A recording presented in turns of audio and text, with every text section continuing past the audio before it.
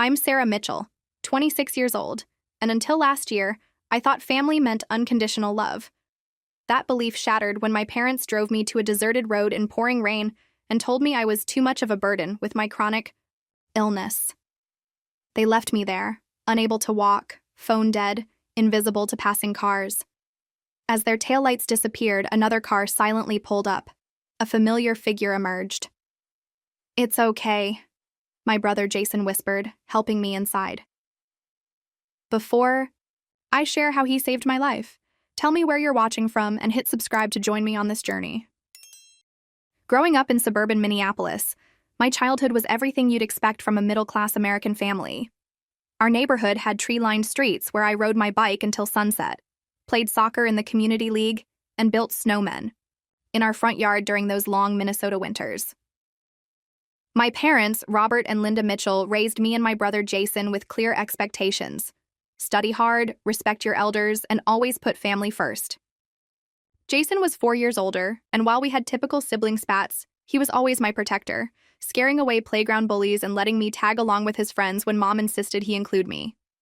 I excelled in high school, captained the swim team, and earned a partial scholarship to the University of Minnesota. The future stretched bright and limitless before me. Everything changed during my freshman year of college. What started as unusual fatigue after swim practice evolved into days where I couldn't get out of bed.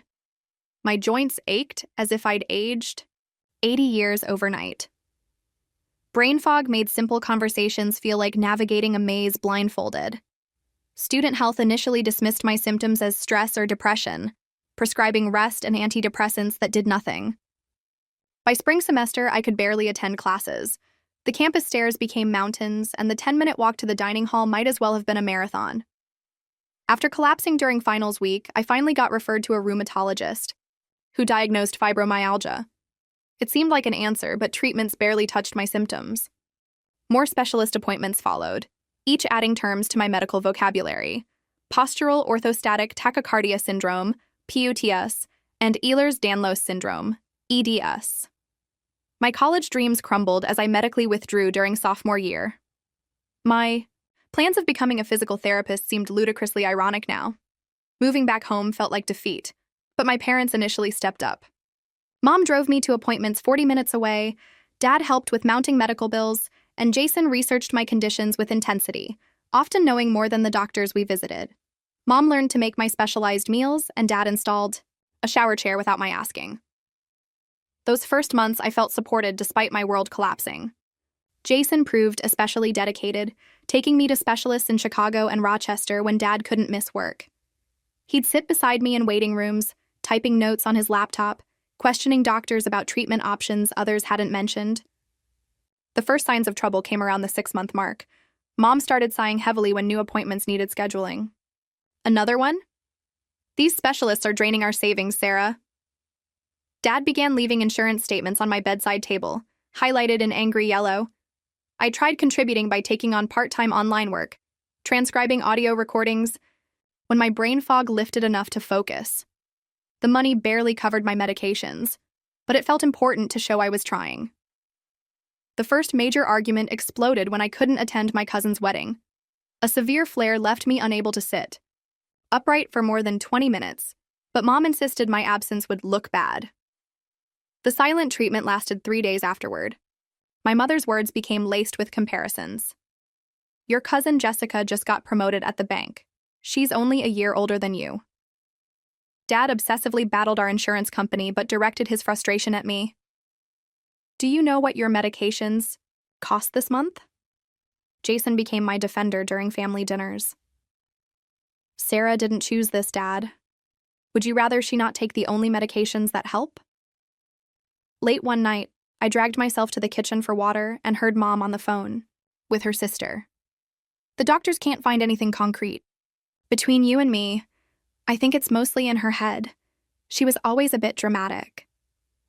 I cried silently in my bedroom that night, the betrayal cutting deeper than any physical pain. I started hiding symptoms, pushing through activities that worsened my condition, trying to seem less sick. This backfired horribly when Jason found me unconscious in the bathroom after I'd tried standing in the shower instead of using my shower chair. His face, usually so controlled, crumpled with fear as he carried me to bed. "Don't ever do that again," he whispered, voice breaking. "I need you alive, even if it means you need more help." 1 year into my illness, doctors recommended an expensive medication not covered by our insurance. It cost over $800 monthly, and while my parents agreed to pay, every pharmacy trip came with pointed comments about sacrifices and budgeting. My 21st birthday arrived with a store-bought cake and a gift card to a clothing store I couldn't physically visit. I remembered Jason's 21st, when our parents rented a party room and invited extended family. The contract between celebrations spoke volumes about my new place in the family hierarchy. Mom began forgetting my medication schedules, leaving me in pain for hours. "I'm not your nurse, Sarah. You should manage your own meds if they're so important." Dad openly questioned my doctors during appointments, interrupting their explanations with, "But how do you know it's not psychological? She was always sensitive." Thanksgiving brought extended family to our house, and my Aunt Martha loudly asked when I would get better and find a real job. My parents stayed silent, serving more turkey while I pushed food around my plate. My bedroom gradually transformed into a storage area. Boxes of Christmas decorations appeared in corners, followed by Dad's old files and Mom's craft supplies. The message was clear. My space, like my presence, was temporary. Jason noticed everything. He smuggled special foods into the house when Mom conveniently forgot my dietary restrictions. He'd appear at my door with anti-inflammatory meals hidden in regular takeout containers. "Eat this before Mom offers you pizza again," he'd whisper. My parents planned a 2-week Florida vacation without considering my needs or extending an invitation. "The resort isn't accessible," Mom explained half-heartedly. "Besides, the sun would probably trigger your symptoms." Through the heating vent, connecting our rooms, I overheard Dad telling his golf buddy, "Sarah completely derailed our retirement plans. All those savings, gone to specialists who can't even fix her." Mom joined an online support group called Parents of Failure to Launch Young Adults. She left her laptop open one day, revealing posts where she described me as choosing to remain dependent. My mobility worsened, requiring a wheelchair for any outing longer than a short walk. When I asked about a portable ramp for our front steps, Dad exploded. "We're not turning this house into a hospital. You're not going to be like this forever, so stop acting like it." Jason appeared the next day with small threshold ramps for the doorways and rubber grip bars for the bathroom. He installed them while our parents were at work. "They don't need to know," he said, tightening the last screw. "This is between us." The incidents of neglect multiplied. My parents forgot to pick me up from physical therapy 4 times in 1 month. Jason left work early each time, arriving with a calm smile that betrayed none of the frantic texts we'd exchanged. Asking for help became traumatic. Each request required gathering courage, preparing for sighs or outright refusal. I developed panic attacks before medical appointments, knowing the battle that would follow if I needed new treatments. One day, I noticed Jason writing in a small black notebook after a particularly nasty comment from Dad about my endless doctors. When I asked about it later, he shrugged, just keeping track of some things. I discovered my medical mail opened before I received it, important bills mysteriously lost. When confronted, Mom claimed, "I thought it was junk mail." Dinner became a battleground of long silences and pointed comments. "Sarah, you barely touched your food again. No wonder you're not getting stronger." The warmth that once defined our family home had frozen over, leaving me shivering at its center, increasingly unwelcome in the only place I had left. The major health crisis arrived without warning. One morning, I couldn't stand without my heart rate spiking to 180 beats per minute, my vision tunneling to pinpoints. Jason found me on my bedroom floor and called an ambulance despite Mom's protests about the cost. The hospital admitted me with a severe POTS flare, requiring intravenous fluids and medication adjustments. My parents visited once for exactly 30 minutes, my father checking his watch repeatedly and complaining about the $15 parking fee. Meanwhile, Jason slept 3 nights in the uncomfortable hospital chair, working remotely from his laptop during the day. When discharge day came, my parents were too busy to pick me up. Dad had a golf tournament, Mom a hair appointment. "Just take an Uber," Dad suggested, forgetting I couldn't walk unassisted. Jason left an important work meeting to drive me home, helping me into the house where no welcome awaited. The week following hospitalization, my parents barely acknowledged my presence. Mom placed my meals on the counter instead of bringing them to my room as the doctor recommended. Dad walked past my open door without glancing inside.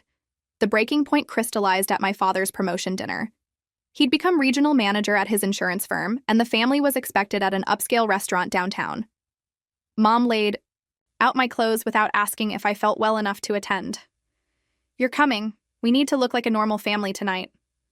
At the restaurant, they seated me in the corner, introducing Jason to colleagues while I remained unacknowledged. Later that night, I overheard them arguing in their bedroom. Mom's voice carried through the air vent.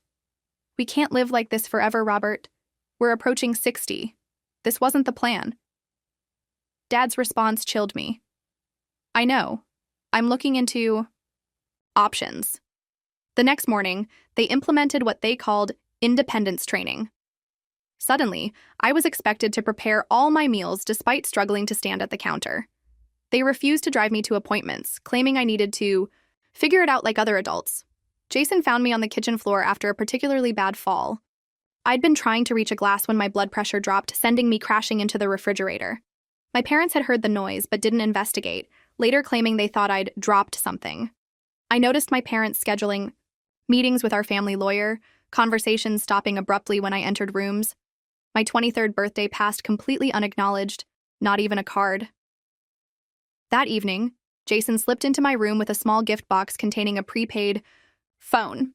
"Keep this charged and with you always," he said, without explaining further. His expression troubled me more than the mysterious gift. My parents developed a sudden interest in assisted living facilities, leaving brochures conspicuously on the coffee table. "Just researching options for Grandma," Mom claimed unconvincingly. The family meeting ambushed me on a Sunday afternoon. Sitting stiffly at our dining table, my parents presented their new household rules with business-like detachment. I was now required to pay $800 monthly rent from my disability benefits that barely reached $1,000. All transportation became my responsibility, despite my limited mobility. I would receive no more help with medical appointments or medication management. My tearful explanation that these demands were physically impossible met with my father's coldest stare. "Other people with your conditions manage independently. We've done our research," Mom added casually. "Your friends have all moved on with real lives, Sarah. Maybe it's time you did too." Throughout this meeting, Jason remained unnaturally quiet, taking notes on his phone. His jaw flexed with suppressed anger, but he asked clarifying questions in a controlled voice I barely recognized. Over the next week, I noticed Jason taking mysterious phone calls in the backyard, speaking too quietly to overhear. He started coming home late, offering vague explanations about work projects. Strangest of all, my parents became suspiciously accommodating for 2 entire days. Mom offered to help with laundry. Dad asked about my medications. Their sudden kindness felt more threatening than their neglect. While printing medical forms, I discovered a document in the printer tray. Information about permanent guardianship of disabled adults. The pieces clicked into terrible place. The night before everything changed, Jason came to my room after our parents went to bed. "Whatever happens," he whispered, "trust me. I've got you. Always." His eyes held a determination that should have comforted me but instead sent ice through my veins. Something was coming, and even Jason's preparation couldn't stop it. The morning started with unusual cheerfulness from both parents. Mom knocked on my door early, announcing a family outing. "We thought you might enjoy lunch at that new place by the lake. The weather's perfect for a drive." The invitation surprised me after weeks of cold shoulders and criticism. A fragile hope flickered that perhaps counseling or reflection had softened their hearts. Mom suggested I dress nicely for our outing, helping select a blue sundress I hadn't worn in months. Her sudden attentiveness felt both welcome and disconcerting. Getting ready required tremendous effort, my joints protesting every movement as I applied minimal makeup and brushed my hair. The simple tasks exhausted me, but determination to appear normal for this potential reconciliation pushed me forward. Dad honked the car horn impatiently instead of coming inside to help. Mom hurried me along. "Robert hates waiting, you know that." The familiar criticism tempered my optimism. The car ride felt tense despite cheerful music playing on the radio. My parents exchanged meaningful glances in the rearview mirror, communicating in that silent language of long-married couples. I noticed we were driving away from town, past the lake restaurants, toward more rural areas. "Where exactly are we going?" I asked, anxiety creeping into my voice. "Just a little place we heard about," Mom answered vaguely. "You'll see." Dark. Clouds gathered on the horizon, and soon fat raindrops splattered against the windshield. Dad switched on the wipers without comment. The car turned onto an unfamiliar county road bordered by dense woods, far from any restaurant I knew. After several miles on this isolated stretch, Dad abruptly pulled onto the shoulder and cut the engine. The sudden silence amplified the drumming rain on the roof. "What's going on?" I asked, looking between their forward-facing profiles. Neither turned to meet my eyes. "Sarah," my father began in his business negotiation voice, "this isn't working anymore." Mom stared straight ahead as she delivered what sounded like a rehearsed speech. "We've supported you for nearly 4 years. We've spent our retirement savings on doctors who can't fix you. We've put our lives on hold while you've made no progress." My father continued the tag team approach. "Do you know what your care has cost us? Over $200,000. Your brother managed to graduate, build a career, support himself. What have you accomplished?" Confusion transformed into horrified understanding.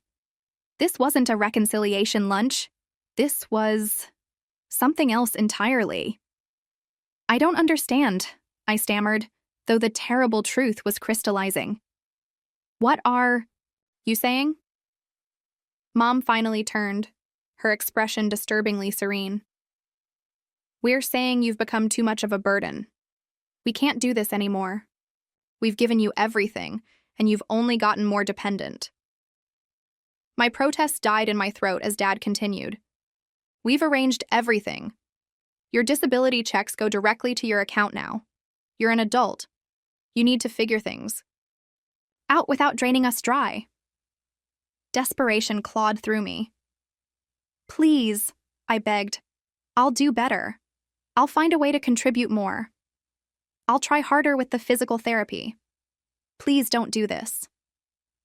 Their expressions remained unmoved by my tears. Dad checked his watch impatiently. "It's time for you to get out, Sarah." The words hit like physical blows. "Get out? Here? We're miles from anywhere." The rain pounded harder, emphasizing my helplessness. "You need to learn independence," Mom stated flatly. "There's a town about 5 miles east. You can figure it out." My legs trembled uncontrollably. As I struggled with the car door, pain shooting through my joints exacerbated by stress and the damp weather. Neither parent moved to help as I half fell onto the muddy shoulder. Mom rolled down her window slightly. "This is for your own good. Sarah, sink or swim time." Without another word, Dad put the car in drive. Their sedan pulled away, spraying dirty water across my dress as they accelerated. I stood frozen in disbelief, watching their taillights disappear around a curve. My legs gave out within seconds, sending me crashing to the ground. Mud soaked through my dress as the rain intensified, plastering my hair against my face. Each raindrop felt like a tiny needle on my hypersensitive skin, the temperature drop sending my muscles into painful spasms. I fumbled for my phone only to find the battery completely dead. The realization of my complete abandonment crashed over me. I was alone on a seldom-traveled road, physically unable to walk the supposed 5 miles to town, without communication, in worsening weather. I tried standing again, managing 3 agonizing steps before collapsing. Crawling toward a cluster of trees for minimal shelter, I contemplated the completeness of my parents' betrayal. They hadn't just withdrawn emotional support. They had deliberately placed me in physical danger, calculating the elimination of their burden with chilling precision. Time blurred as hypothermia threatened. My thoughts scattered between practical survival concerns and overwhelming emotional devastation. These people who gave me life had decided I was no longer worth the investment. The family who was supposed to love unconditionally had dumped me like unwanted trash. Curled against a tree trunk, shivering violently, I wondered if dying here was their actual intention. The sound barely registered at first. A car engine approaching slowly through the rain. Instinctive hope warred with new fear. What if they'd returned to finish what they'd started? What if strangers found me, vulnerable and alone? The headlights illuminated my pathetic huddle and the vehicle stopped. I couldn't lift my head, couldn't call out. Footsteps splashed through puddles, approaching carefully. Then, a voice I'd know anywhere. Sarah? Looking up through rain-blurred vision, I saw the silhouette I'd recognize blindfolded. Jason? My brother knelt beside me, rainwater streaming down his face. It's okay, he whispered, gathering my sodden form into his arms. I've got you. I've always got you. Jason later told me how that morning unfolded from his perspective. He'd awakened to the unusual sound of Mom humming while preparing breakfast, immediately triggering his suspicions. For months, he'd been tracking their behavioral patterns, noting the correlation between unusual cheerfulness and subsequent cruelty. When Mom announced the family outing, emphasizing I should look presentable, alarm bells clanged in his mind.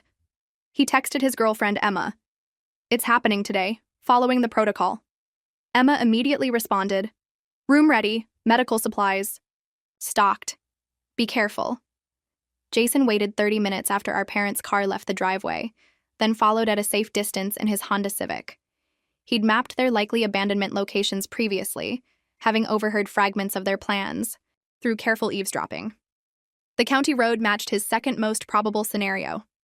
He parked a quarter-mile back, out of their sightline, and watched through binoculars as they pulled over, and the unthinkable unfolded. The hardest part, Jason admitted later, was not intervening immediately. I wanted to ram their car, drag them out, make them face what they were doing. But I knew that approach wouldn't help you long-term. He forced himself to wait until their taillights disappeared completely, fighting every brotherly instinct screaming to protect me immediately. Those 8 minutes watching you alone in the rain were the longest of my life. But I needed documented evidence of abandonment, and I needed them far away before revealing myself. When he finally approached, the relief nearly buckled his knees. Finding me conscious and recognizable despite my incoherent state gave him hope the damage wasn't irreversible. Jason had prepared meticulously for this moment. His car contained emergency supplies, dry clothes, towels, bottled water, my medications cataloged in daily pill organizers, a thermal blanket, and a fully charged backup phone. He carried me to his car, cranking the heat to maximum as he efficiently stripped my soaked dress and wrapped me in dry layers. I knew they were planning something, he explained while checking my pulse and pupil response. I've been monitoring their conversations for months. The guardianship paperwork was the final confirmation. They wanted control of your disability benefits while institutionalizing you somewhere cheap. As warmth gradually returned, feeling to my extremities, Jason drove steadily toward his apartment in St. Louis Park, 15 miles from our parents' home. He'd been secretly preparing this space for weeks. Emma waited at the door, her nursing student training evident in her methodical assessment as Jason carried me inside. The guest room had transformed into a medical haven. Hospital bed with adjustable settings, bathroom with installed grip bars, medications arranged on a specialized cart. Welcome home, Emma said simply, helping Jason transfer me to the warm bed. The next hours passed in fragmentary awareness. Hypothermia, shock, and the emotional trauma cycled me between uncontrollable sobbing and vacant staring. Jason and Emma worked in synchronized coordination, changing cold compresses for my fever, administering medication, offering small sips of electrolyte drinks. Through the haze, I registered Jason's calm explanation. I've suspected their intentions since they started researching institutions 4 months ago. The cameras I installed captured them discussing abandonment scenarios. Dad wanted a hospital. Parking lot, Mom argued for somewhere more isolated. The revelation that my brother had installed hidden cameras in our family home shocked me even through the trauma fog. Hidden cameras? I whispered. Jason nodded grimly. In the living room and their office. Ethically questionable? Maybe, but I needed evidence for potential legal proceedings. The extent of his preparation became clearer with each passing hour. He'd been researching physicians specializing in POTS and EDS within his insurance network. He'd saved nearly $30,000 specifically for my medical needs. He'd arranged his apartment lease to include accommodations for a disabled resident. Emma's nursing program specialized in chronic illness management. Nothing was coincidental. "How long have you been planning this?" I asked during a moment of clarity. "Since the hospital stay," he answered. "When they complained about the parking fee while you were on IV fluids, something broke in me. I realized they weren't going to change, they were going to escalate." That first night became the worst, my body temperature fluctuating dangerously, pain levels spiking beyond previous thresholds. Jason and Emma took alternating 2-hour shifts, monitoring my vitals and providing comfort. By morning, physical stability improved enough for Jason to reveal another surprise. "I've already moved your important belongings. Documents, medications, sentimental items, they're all here." He opened the closet to reveal neatly packed boxes containing photo albums, my graduation mementos, favorite books, even the stuffed tiger I'd had since childhood. I've been moving things gradually for weeks whenever they were out of the house. The strategic foresight stunned me. "You even took my baby pictures?" Jason nodded. "I left nothing that matters. They don't deserve to keep any part of you." Later that morning, he revealed he'd taken family leave from his software development job in anticipation of the crisis. His company, informed of the situation in carefully worded terms, had approved a month of paid leave with potential extension. The first call went to Dr. Winters, my childhood physician who had maintained contact despite my parents' efforts to control my medical team. Her outrage manifested in immediate action, connecting us with legal resources, specializing in vulnerable adult protections.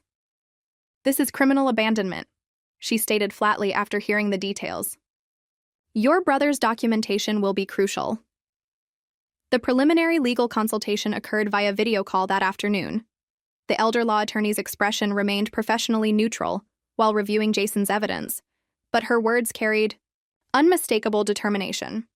"We have multiple potential charges here: abandonment of a vulnerable adult, medical neglect, potential financial exploitation.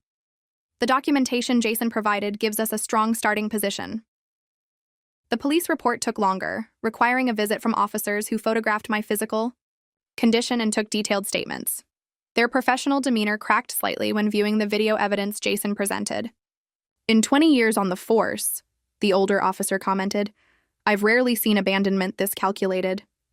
Each revelation of Jason's preparation deepened my understanding of his sacrifice. For months, he'd been living a double life, playing the part of compliant son while secretly unraveling our parents' plans. He'd risked his relationship, career advancement, and his own safety to ensure mine. One moment crystallized the emotional complexity. Jason received a text from our mother. "Where are you? We need to discuss some changes at home." He showed me his calculated response. "Working late. Important deadline." The casual deception necessary to protect me clearly pained him, despite its necessity. That night, after Emma had gone to bed, I found Jason sitting in the darkened living room, finally allowing himself to cry. The brother who had remained unflappable through my rescue now released months of contained fear and rage. I held his hand from my wheelchair, our roles momentarily reversed. We were orphaned by choice rather than death, but the grief felt just as profound. "They're still your parents," I whispered. "You can maintain your relationship with them." Jason shook his head decisively. "No. Family protects each other. They forfeited that title today. You and Emma are my family now." The first week at Jason's apartment focused entirely on physical stabilization. The exposure and stress had triggered the worst flare-up of my conditions since diagnosis. My mobility deteriorated to the point where a wheelchair became necessary, for even short distances. Emma's nursing training proved invaluable, her gentle efficiency with transfers and medication management reducing the humiliation that often accompanies dependence. Jason converted his dining area into an accessible zone, installing temporary ramps and removing obstacles for wheelchair navigation. The apartment transformed around my needs with remarkable speed. New medical appointments revealed the extent of neglected care under my parents' supervision. The rheumatologist Jason found expressed shock at medication combinations that had likely worsened certain symptoms. "These prescriptions should never have been taken together," she explained, reviewing my history. "And you're severely deficient in several nutrients essential for autonomic function." The proper diagnosis and treatment plan felt revolutionary after years of patchwork care. Jason's apartment became fortress and sanctuary simultaneously. Every morning, he checked his security cameras before confirming our parents hadn't discovered my location. Every evening, Emma reviewed my symptom journal, adjusting care plans with professional precision. Their commitment should have been entirely comforting, but guilt shadowed my gratitude. 5 days after the abandonment, the first contact came from my parents. A coldly worded text to my old phone. "We've packed your remaining items. Arrange pickup at your convenience. Do not bring police." Jason intercepted the message during his regular monitoring of my accounts. His expression darkened as he showed me the screen. "They're covering their tracks," he explained, "creating a narrative that you left voluntarily." From that point, Jason screened all communication, creating a detailed log for legal purposes. My phone's custom ringtone for our parents triggered immediate panic attacks. The sound alone sent my heart racing dangerously, requiring medication intervention twice. Emma suggested a specialized therapy approach for this conditioned response. The POTS and EDS support group changed everything.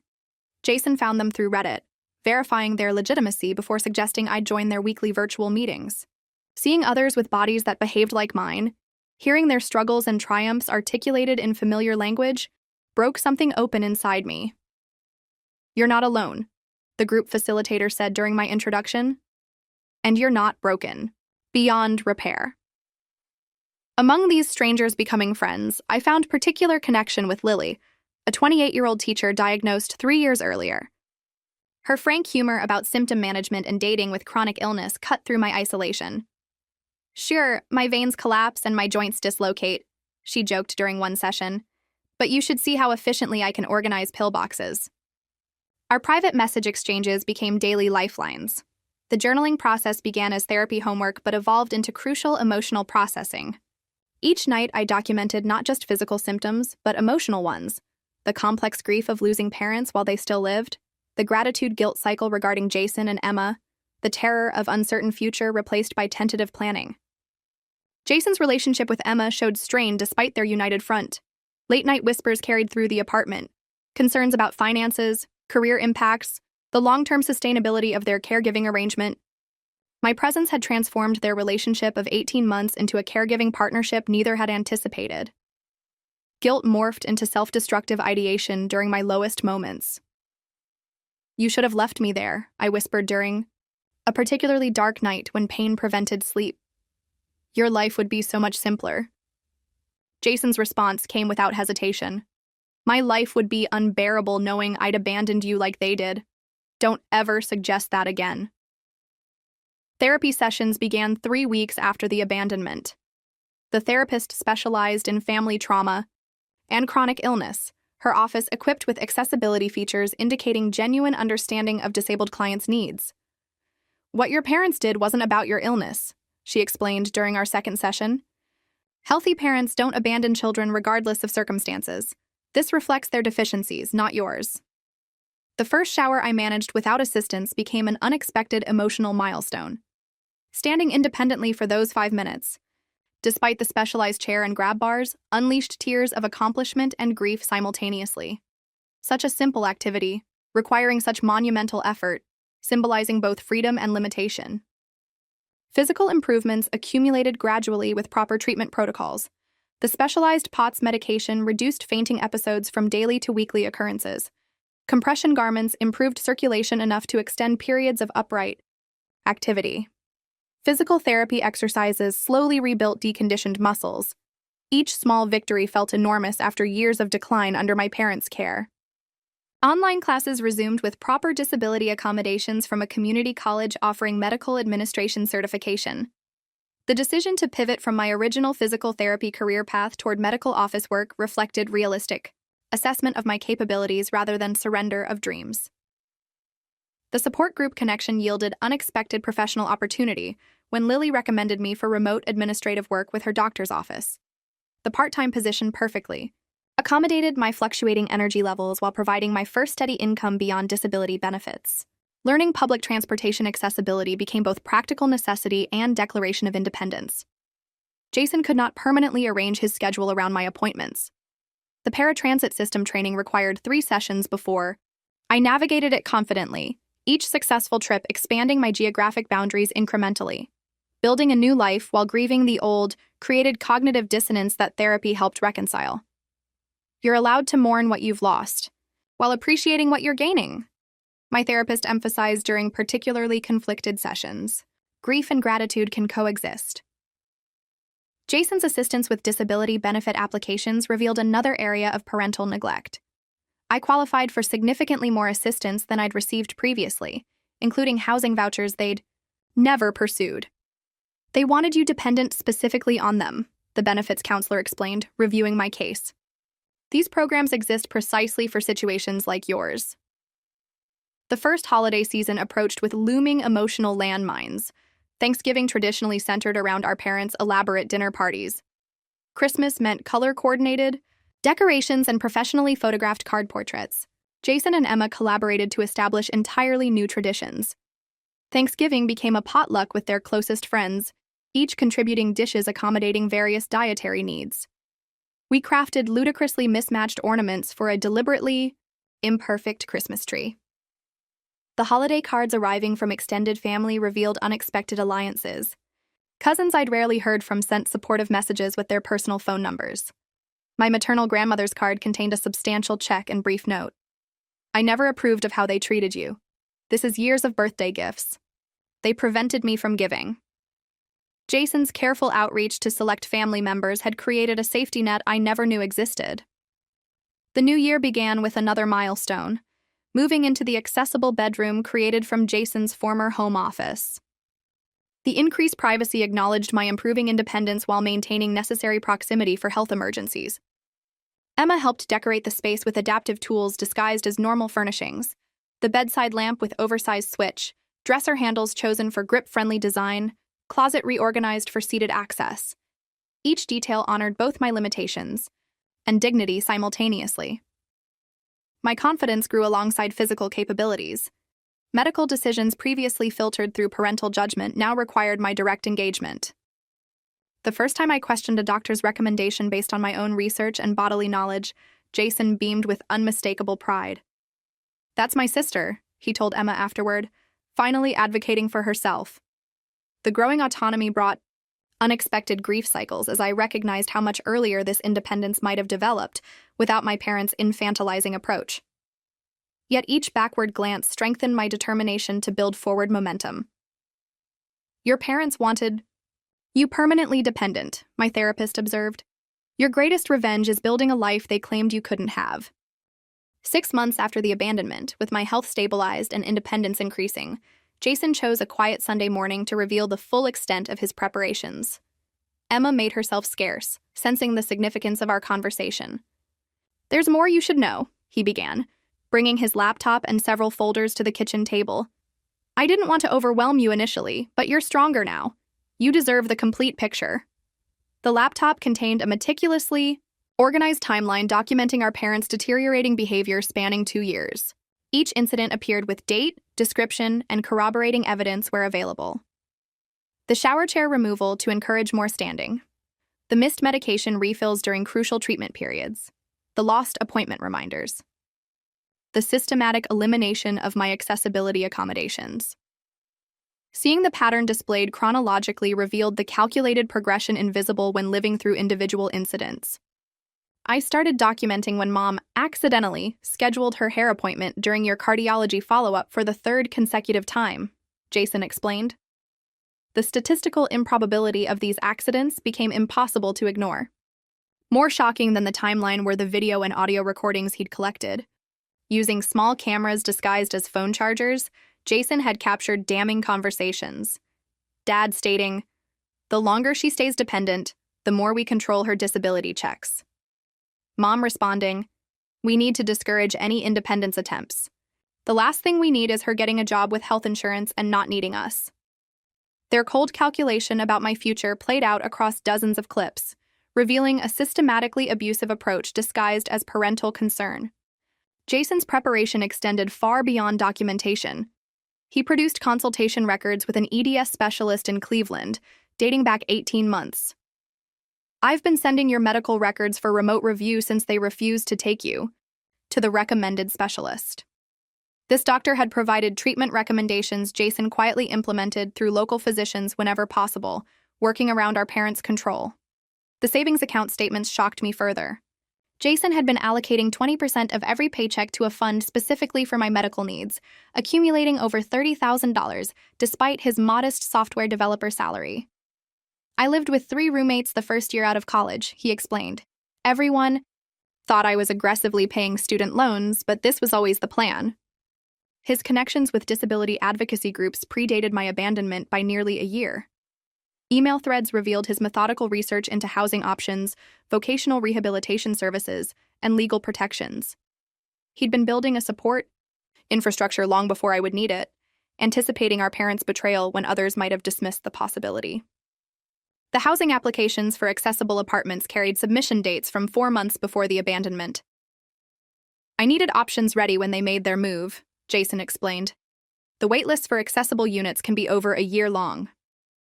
His foresight extended to extensive vocational rehabilitation research, identifying remote careers compatible with unpredictable chronic illness symptoms. I knew they were sabotaging your independence to maintain control, he explained. Building alternative support systems was the only way to break their hold. The family doctor visits I'd never known about crystallized the depth of Jason's commitment. He'd been consulting with Dr. Winters privately, documenting medical neglect through careful reports of missed appointments and medication errors.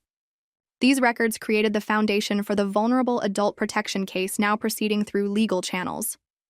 The specialist appointment Jason had already scheduled and paid for represented another layer of planning. The waiting list was 8 months, he explained. I made the appointment knowing we'd need it eventually, even before I was certain what they were planning. His financial planning encompassed long-term disability management scenarios, accounting for various progression possibilities of my conditions.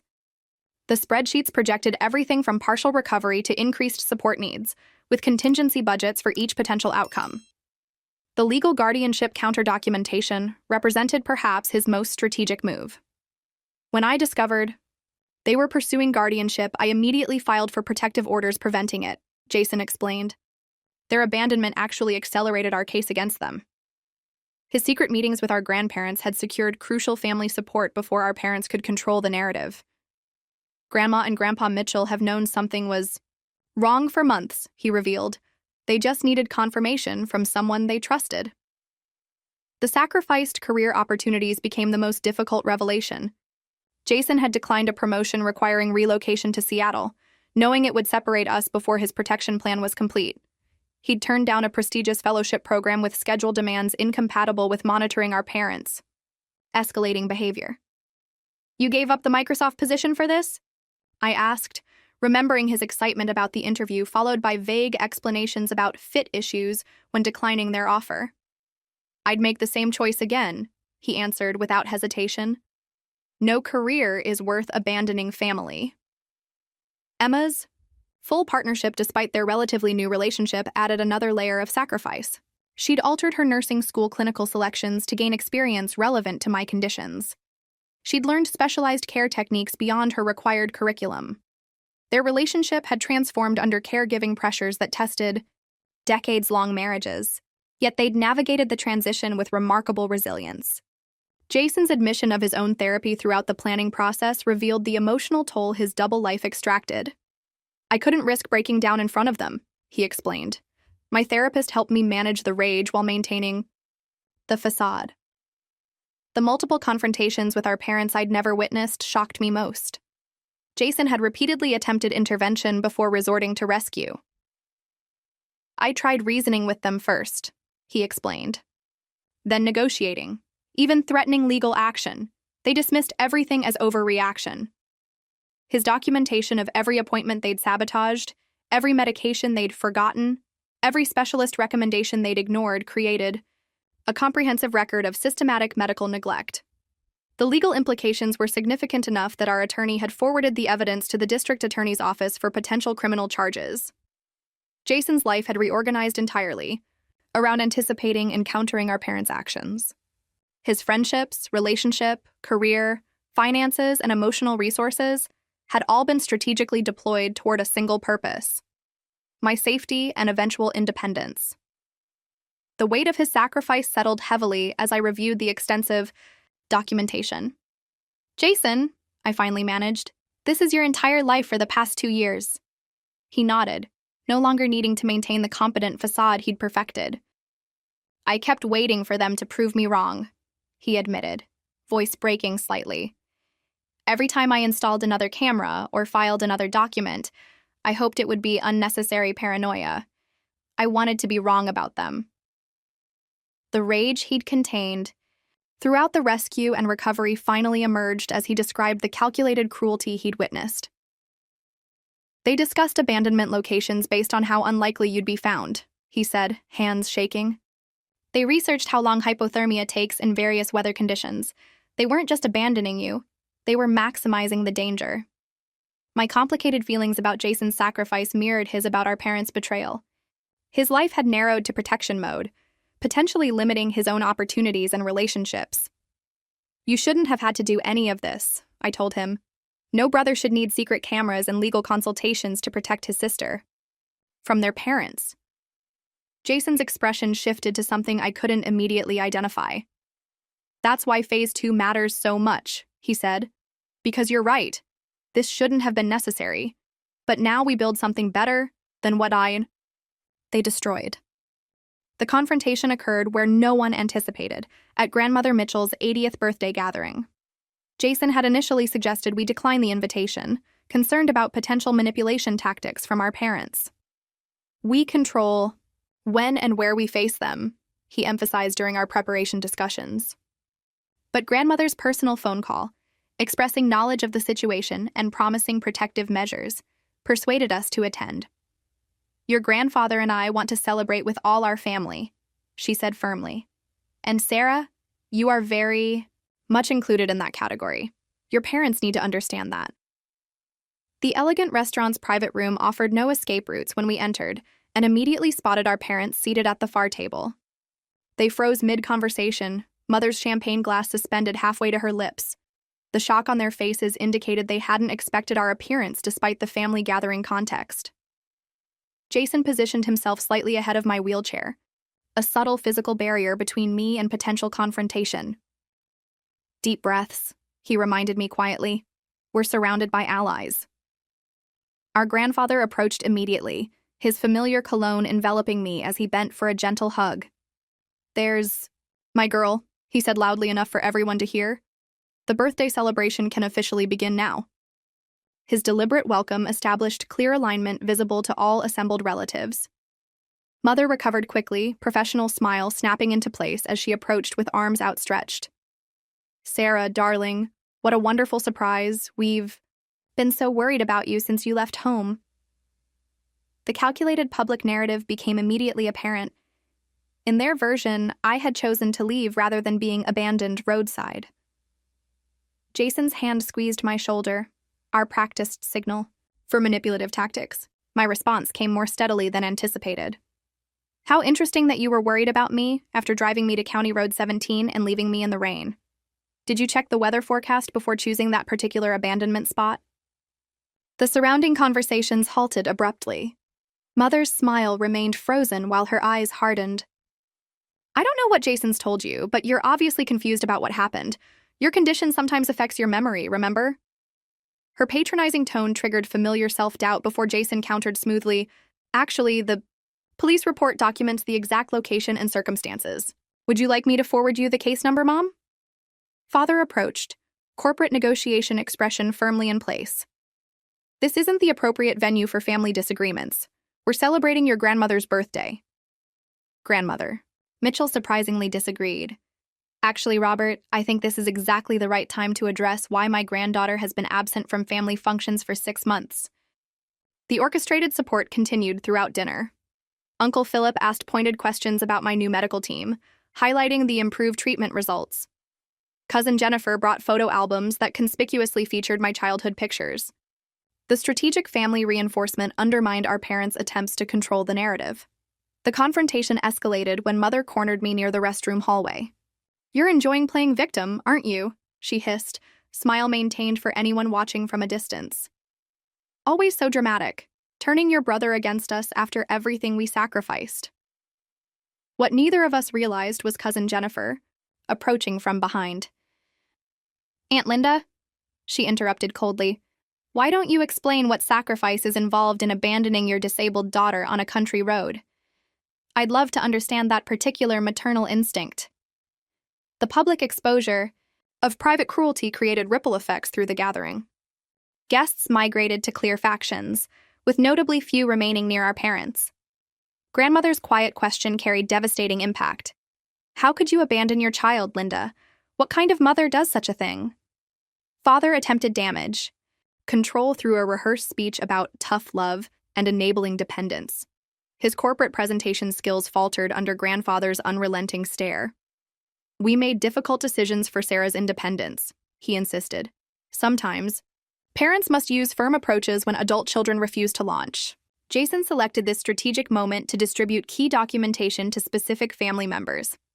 The medical neglect timeline circulated among the elder relatives, while treatment comparison charts reached the medical professionals in the family. Uncle Philip, father's older brother and respected cardiologist, reviewed the files with increasing distress. Robert, these medication combinations could have caused permanent cardiac damage. Please tell me you consulted a physician before altering. Her treatment plan? Mother's attempt to paint me as manipulative unraveled when confronted with documented evidence. Sarah has always been dramatic and attention-seeking, she began, before Aunt Carolyn interrupted with prescription records. Interesting attention-seeking. Behavior to develop measurable tachycardia and joint hypermobility. Did she manipulate her autonomic nervous system too? The family divided into clear factions during intensifying discussions. Younger cousins clustered protectively around my wheelchair, while older relatives engaged our parents with increasing confrontational energy. Throughout the uncomfortable exposure, I maintained composed dignity despite internal emotional turmoil. My therapist's preparation suggestions helped immensely. Focused breathing, grounding techniques, and permission to exit if overwhelmed. The watershed moment arrived when several relatives simultaneously suggested our parents leave the celebration. Father's incredulous expression revealed their miscalculation of family loyalty. You're asking us to leave our own mother's birthday? Party? Uncle Philip responded with devastating clarity. Yes, Robert, because your mother shouldn't have her celebration overshadowed by the public discovery that her son abandoned a vulnerable family member. Their attempt to approach me before departing met physical blockade from cousins I barely knew beyond. Holiday gatherings. The protection from extended family I'd assumed indifferent to my existence proved unexpectedly moving. As tensions peaked, I found myself wheeling forward, requesting space from my well-meaning guardians. I need to say something, I announced, surprised by my steady voice. The room quieted immediately. My prepared speech dissolved, replaced by raw, authentic truth. Family isn't defined by obligation or convenience. It's not measured in financial calculations or determined by someone's productivity value. True family remains present during hardship, rather than engineering abandonment scenarios. I didn't choose chronic illness any more than you chose your naturally healthy bodies. The difference is that my condition can improve with proper treatment, while the kind of cruelty that leaves your daughter roadside to teach independence reflects something fundamentally broken in your character. The silence following my statement stretched uncomfortably until Grandmother Mitchell began applauding, others joining until the room filled with supportive acknowledgement. Our parents exited without further comment, the restaurant door closing with unintended symbolic finality. The aftermath brought unexpected connections. Relatives previously peripheral to my life reached out with support ranging from financial assistance to professional networking. Medical professionals in the family reviewed my treatment protocols, offering specialist referrals and second opinions. Legal consequences materialized beyond family judgment. The documented medical neglect. Evidence reached relevant licensing boards through Uncle Philip's ethical obligation as a physician. Financial separation progressed through formal proceedings rather than family negotiation. The name change discussion emerged naturally during therapy, the desire to distance from parents extending to shared surnames. Mitchell links me to people who calculated abandonment weather conditions, I explained to Jason. I'm not sure I want that connection anymore. The final written communication to our parents outlined comprehensive boundaries rather than emotional processing. The factual document detailed contact restrictions, legal proceedings, and evidence preservation. Copies went to their employers, church leadership, and close friends, preventing future manipulative narratives. Our parents' desperate social media Counter-narrative claiming my mental health crisis and manipulation by medical professionals met immediate correction from extended family members with first-hand knowledge. Grandmother Mitchell's unprecedented public comment became the most shared response. I witnessed my son and daughter-in-law attempt to gaslight their disabled daughter after documented abandonment. Do not believe their revisionist account. The story reached disability advocacy organizations through anonymous channels, leading to my first speaking engagement about familial medical neglect. The audience of healthcare providers and social workers responded with professional determination to identify similar cases in their practices. The symbolic funeral for our family relationship occurred during a specialized therapy session. Pictures, mementos, and written memories underwent ceremonial review before deliberate filing in archival boxes rather than display in my new living space.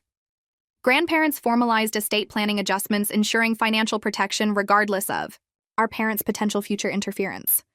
The final legal proceedings established uncontestable documentation, preventing any future guardianship claims. My impact statement read during family court proceedings gave official voice to experiences previously dismissed. The judge's ruling included unusually pointed language about extraordinary parental failure and abandonment resulting from calculated choice rather than circumstance. The bittersweet victory celebration following legal confirmation included only Jason, Emma, and our closest support network.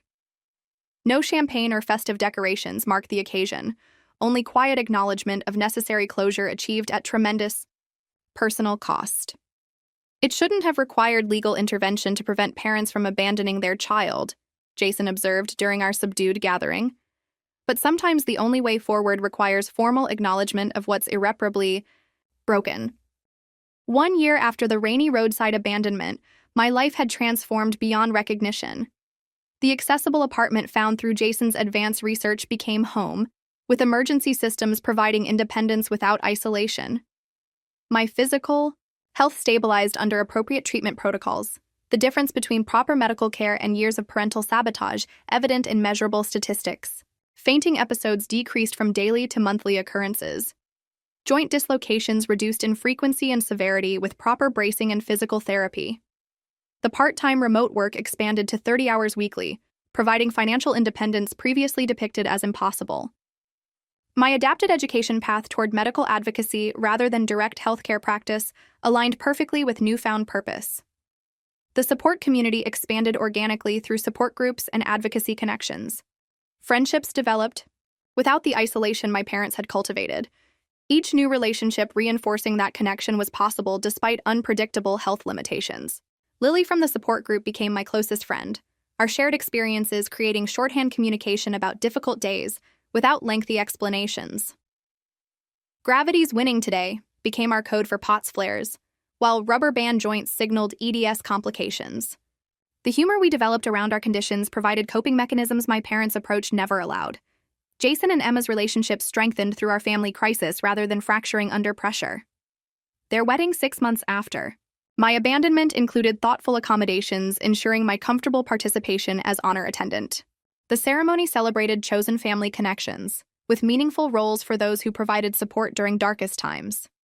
Our holiday gatherings transformed from performance-oriented events into authentic celebrations. Thanksgiving featured mismatched dishes contributed by friends who understood dietary restrictions weren't personal failings. Christmas decorations reflected genuine preferences rather than coordinated perfection. New Year traditions incorporated accessibility and energy limitations without commentary or criticism. My grandparents' regular visits brought healing connections to family history without toxic dynamics. Grandmother brought photo albums I'd never seen, sharing family stories from perspectives my parents had filtered. Grandfather taught adaptive versions of his woodworking techniques, modified for my joint instability. Their genuine interest in my health journey contrasted sharply with my parents' impatience and dismissal. The permanence of parental rejection required ongoing therapeutic processing. Anniversary reactions marked abandonment dates, weather changes triggering physical memories of roadside rain, and emotional flashbacks of their departing taillights. My therapist helped reframe these responses as normal trauma processing rather than evidence of excessive sensitivity, as my parents had labeled similar reactions. Public speaking opportunities emerged organically from support group connections. My first presentation to medical students about patient perspectives on chronic illness led to invitations from nursing programs and social work departments. The vulnerability required for these appearances built confidence that counterbalanced years of parental undermining. The online support community I created for others experiencing family medical abandonment grew beyond anticipated scope.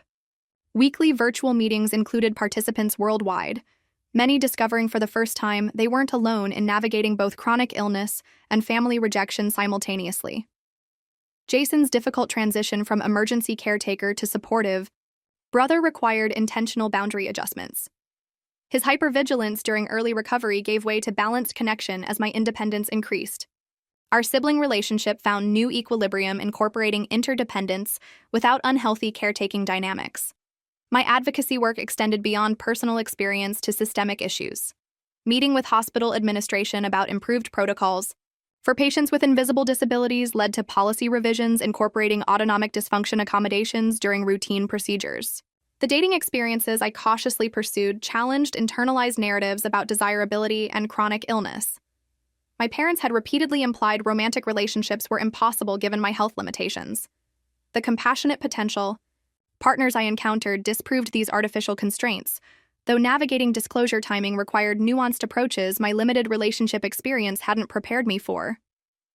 The milestone of completing an entire day without thinking about my parents arrived unexpectedly during a routine Thursday.